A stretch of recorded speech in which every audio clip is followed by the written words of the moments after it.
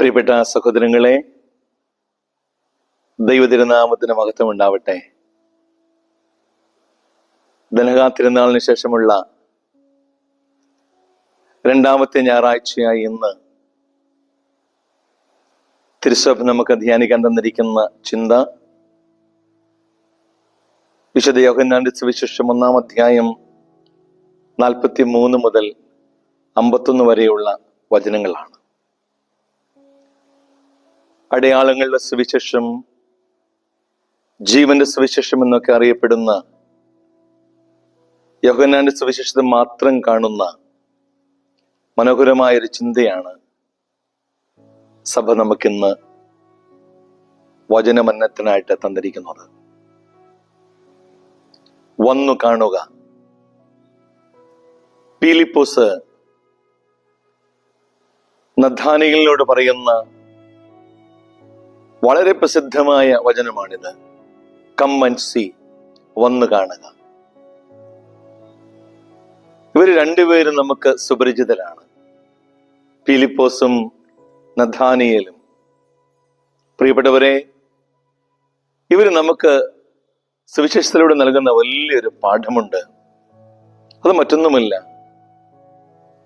നിനക്ക് ക്രിസ്തുവിനെ കാണണമെങ്കിൽ സുരക്ഷിതത്വം തരുന്ന, തണൽ തരുന്ന അത്തിമര ചുവടുകളിൽ നിന്നും നീ മാറി വരണം, അല്ലെങ്കിൽ അത്തിമര ചുവടുകളെ നീ ഉപേക്ഷിക്കണം. പ്രിയപ്പെട്ടവരെ, ചില ഉപേക്ഷിക്കലുകൾ, നഷ്ടപ്പെടുത്തലുകൾ, അത് നമ്മളെല്ലാം ജീവിതത്തിൽ അനിവാര്യമാണ്. ഏദേൻ തോട്ടത്തിലും യഹോവയായ ദൈവം ആദത്തോടും ഹവ്വയോടും ചില നോകൾ പറഞ്ഞിരുന്നു. ന്യായാധിപ പുസ്തകത്തിൽ കാണുന്ന സാംസൺ, ശക്തനായ സാംസൺ പോലും തന്റെ ജീവിതത്തിൽ എടുക്കേണ്ട ചില പ്രത്യേകമായ വ്രതങ്ങൾ ഉണ്ടായിരുന്നല്ലോ. പ്രിയപ്പെട്ടവരെ, ഓർക്കുക, ചിലപ്പോൾ നീ ആയിരിക്കുന്ന ഇടത്തിൽ നിന്നും നീ പടിയിറങ്ങണം. നിന്നിൽ നിന്നും തന്നെ നീ പടിയിറങ്ങണം. നിന്റെ അഹന്തകളിൽ നിന്ന്, നിന്റെ അസൂയകളിൽ നിന്ന്, നിന്റെ കൊതികളിൽ നിന്ന്, ഒരുപക്ഷെ ഒറ്റവാക്കി നമുക്ക് അതിനെ ചുരുക്കാം, നിന്റെ മോഹപാപങ്ങളിൽ നിന്ന് നീ പടിയിറങ്ങേണ്ടിയിരിക്കുന്നു. ഇതാണ് പ്രിയപ്പെട്ടവരെ നഥാനിയേലിന്റെ ജീവിതം നമ്മെ പഠിപ്പിക്കുന്നത്. വേദനിക്കുന്നവന്റെ, പാവപ്പെട്ടവന്റെ, ഒറ്റപ്പെട്ടവന്റെ, തെറ്റിദ്ധരിക്കപ്പെട്ടവന്റെ ഒക്കെ ജീവിതത്തിലേക്ക്